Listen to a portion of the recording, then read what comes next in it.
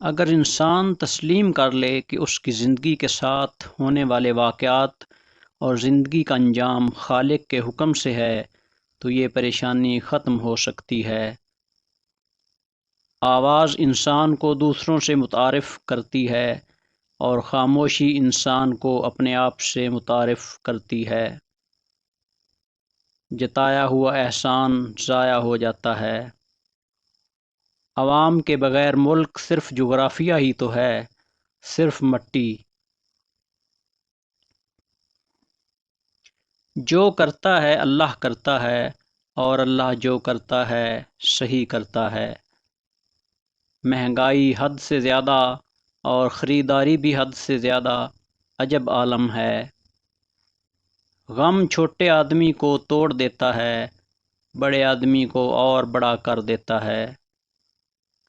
کل کا انسان عقیدتوں کا مظہر تھا، لیکن آج کا انسان ہر عقیدت اور ہر عقیدے سے آزاد ہے۔ ہم نے اپنے آپ کو دشمن کی نگاہ سے کبھی نہیں دیکھا۔ دشمن یہ نہیں دیکھتا کہ شیعہ کون ہے، سنی کون ہے۔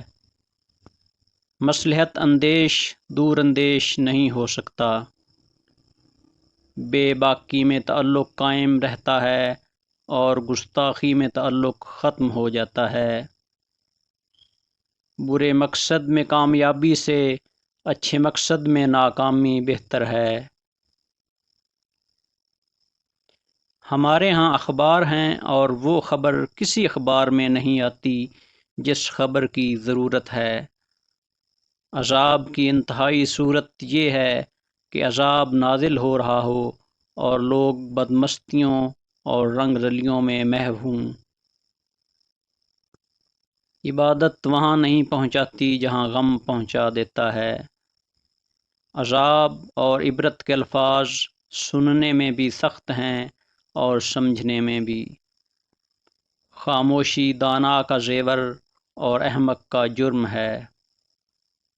زیادہ بولنے والا انسان مجبور ہوتا ہے کہ وہ سچ اور جھوٹ کو ملا کر بولے۔ ہر قدیم کبھی جدید تھا اور ہر جدید کبھی قدیم ہو جائے گا۔ گناہوں میں سب سے بڑا گناہ توبہ شکنی ہے۔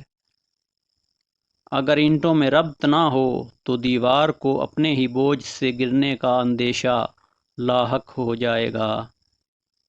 جب زمانہ امن کا ہو اور حالات جنگ جیسے ہوں تو سمجھو عذاب کا وقت ہے۔